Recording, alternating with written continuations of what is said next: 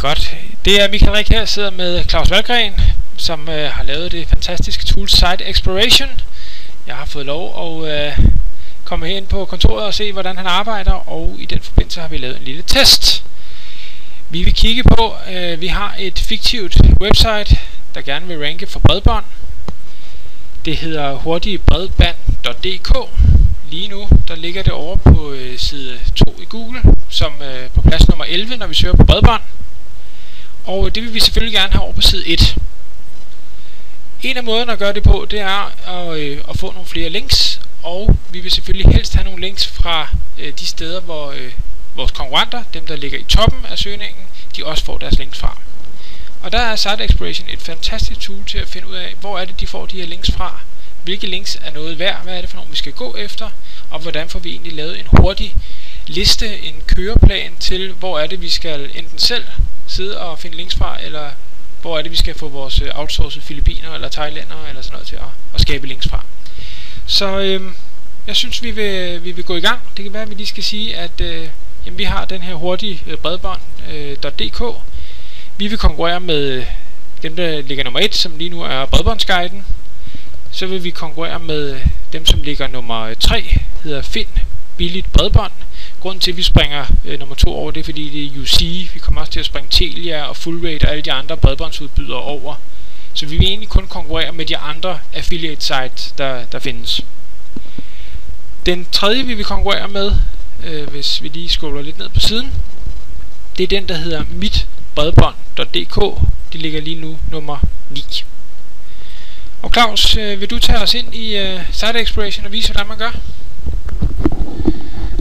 Jeps, det vil jeg gerne. Vi har så, Michael Rik og jeg, været inde og lave nogle monitors, som de hedder, inde i Site Exploration. Og vi udvalgte så 4 forskellige domæner, som vi satte Site Exploration til at holde øje med. Der er blandt andet vores eget lille testdomæne, som vi kalder det nu her. Der er hurtigt bredband. Hvis man lige klikker ind på det, og vi lige klikker på måned, så kan du se, at vi fandt ud af den 22. at det her det var en rigtig god idé. Det man så lige kan se hen over tid her, det er, at Site Exploration faktisk har fundet x antal links, cirka 600 rundt regnet. Og det vi gerne vil konkurrere med, det er så den helt store bandit herinde, der er Bredbåndsguiden. Og som I kan se her, så er der sådan set ikke rigtig fundet ret mange flere links overhovedet siden den 22. Fordi den er rimelig stålet heroppe, men det er fordi kontoen den ikke kan håndtere flere links. Så det er derfor den er sådan lidt mærkelig at se på, men lad nu det ligge. Men lad os hoppe ud i det.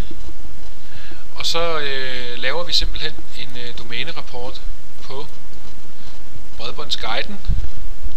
Og når vi så har lavet den her domænerapport, så kan vi så se helt præcist, hvor er det, at Bredbåndsguiden, hvor får de deres links fra. Og så har vi så en super lang liste. Og vi ved, at der i alt er 53 domæner, der ligger og linker herind til, og de sender 10.571 links ind imod Bredbåndsguiden. Og de står så hernede i den lange liste hernede. Det som vi så skal gøre, det er så selvfølgelig, at vi tager og laver en domæne compare nu her, for vi vil gerne se, hvor har de nogle links fra, som vi ikke har. Så vi åbner domæne compare, og vi vælger vores hurtige bredband, det er vores domæne, og vi går ind på Bredbåndsguiden, og så trykker vi på compare. Og det vi så får stille og roligt, det er en hurtig liste hernede, der fortæller, hvor er det, at Bredbåndsguiden de så har links, som vi ikke har. Og den får man ved at trykke på domæne B only, fordi vi havde valgt Bredbåndsguiden som domæne B. Så har vi så en hurtig liste her, som man så kan give til dem, man nu har lyst til at give. Vi kan også lige gå ind og besøge den. Vi kan prøve at hoppe ind på den, der hedder God Info, og lad os se, hvad det er for en. Så Så vi laver lige en visit på den, og ganske rigtigt, vi kan lige klikke herop, og så kan vi garanteret få os et fint lille link herindefra, som vi nu har lyst til. Det var jo nemt. Man kan også gå lidt længere.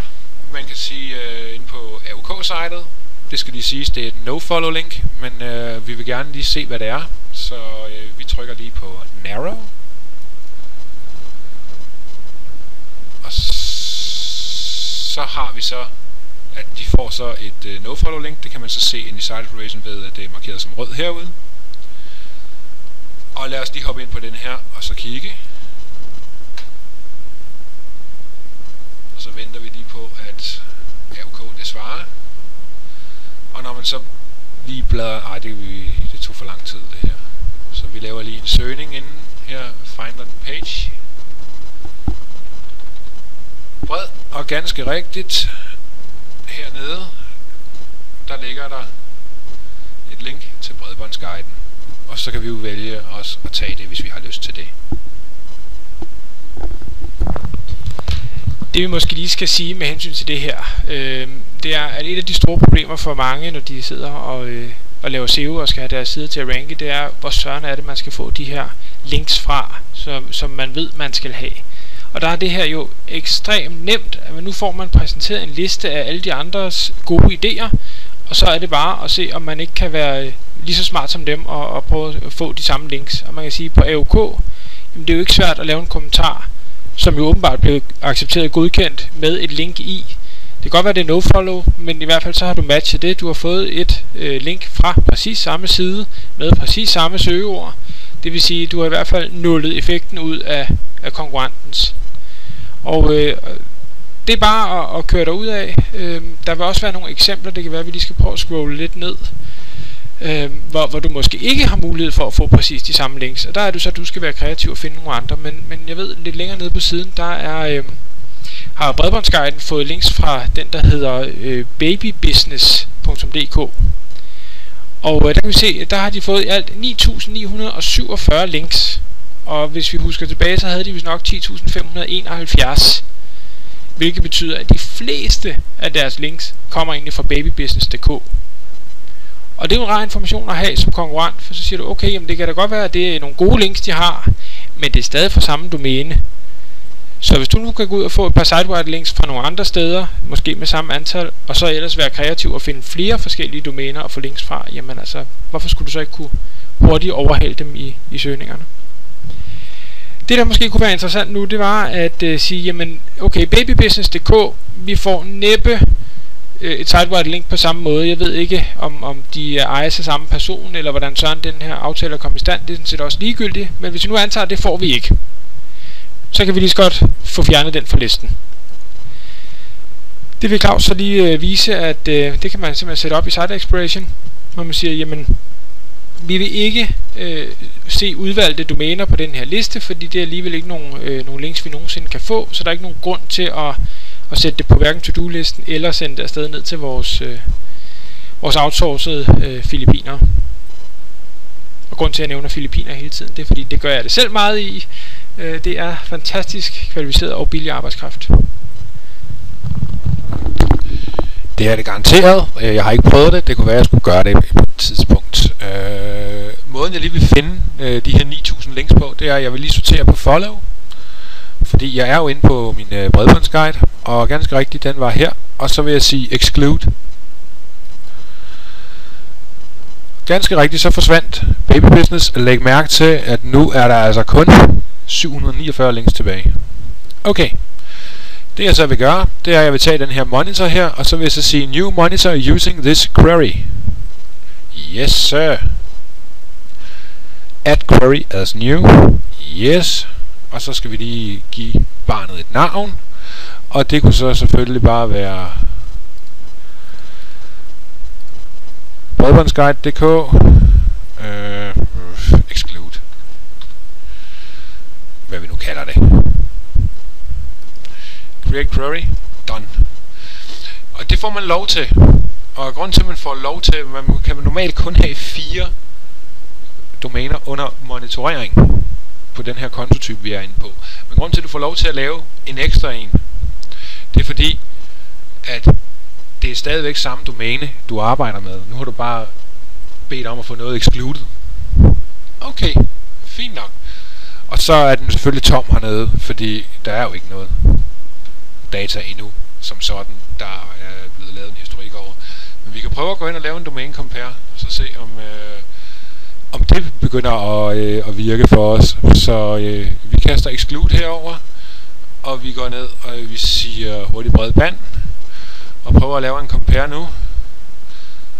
Og så når vi begynder at gå ned i denne her domæne B only, så kan vi så begynde at se, jamen hov, nu er den forsvundet. Babybusiness.dk. Og den her liste her, så går vi hen, og så eksporterer vi denne her til CSV og domæne B only, og vi gemmer, og vi replacer den, og vi åbner lige Excel op, og vi går i data, og vi siger fra tekstfil, og vi går herud, domæne B only, og vi siger yes, og det er komma-separeret, og vi siger next, og finish, det ser rigtigt ud. Og så kan vi lige markere alle dem her. Det var et lille trick, jeg lige lærte for 10 sekunder siden. Haha. Hele den her liste her, den kan vi så bare sende ned til hvem vi nu har lyst til. Og så har vi en fantastisk liste, hvor vi højst sandsynligt kan få muligvis 92 links, der kommer til at passe lige til det, vi skal bruge. Det er da dejligt nemt. Vi skal måske lige sige også, at nu har vi stadig alle nofollow links med. Dem kan man selvfølgelig også vælge at sortere fra. Man kan også gøre det i Excel her, hvor man simpelthen bare siger filtret alle dem, alle dem, der har et nummer. Det er jo dem, der har nogle nofollow links. Så hvis man egentlig bare fjerner alle fluebenene i tallene på nær den, der hedder 0, jamen altså, så får vi her alle dem, der er follow links hele vejen ned. Der er ikke nogen grund til nødvendigvis ikke at få de her nofollow links, fordi altså der er forskellige holdninger. Nogle mener ikke, at det har nogen effekt, nogle mener, at det har en effekt. Jeg mener personligt, at det er en del af en naturlig linkprofil, så derfor så skal de med. Men selvfølgelig skal de måske have lavere prioritet end follow links, det er klart. Det, der også lige skal siges, det er, at når man nu kigger ned ad den her lange liste, så kan man se, at der er en masse blocks imellem det her. Det vil sige, det kan man nærmest se bare på navnene. Disse blogs er nok ejet af personen, der har bredbåndsguiden, og det vil sige, at du får nok ikke lov at få et link til din side derfra. Det ville være mærkeligt. Men så må du jo bare finde et andet netværk, eller lave dine egne blogs, og så lave nogle under den samme metodik. Og jamen man kan sige, det er en konkurrent. Så tager vi de andre, du har smidt ind i monitoreringsprocessen, laver præcis det samme nummer, og pludselig så har du alle de links, du kan få fra bredbåndsguiden, fra Find Billig Bredbånd, fra Mit Bredbånd, og hvad du nu ellers får smidt ind i den her liste. Jeg kan forstå på Claus, at jo dyrere, jo bedre en konto du har købt dig, jamen jo flere domæner kan du egentlig monitorere på. Jeg ved ikke, om vi måske kan se det et eller andet sted. Ja, både priserne og hvor mange domæner man kan få lov at smide ind. Det kan vi se her. Så den small, der kan vi sige max 4 domæner, business der er det 15, enterprise er det 40, og der er det 200. Så kan man sige, er du så også op på 300 euro per måned, så der skal du nok i hvert fald have en idé med, hvad det er, du laver, for at tage den udgift. Men 60 euro per måned, 15 domæner, jamen altså konkurrerer du inden for bredbånd, så er 60 euro altså ikke ret meget. Det er et enkelt salg, så har du det hele hjemme. Så det er absolut alle pengene værd. Enig. Det er tak for os. Ja.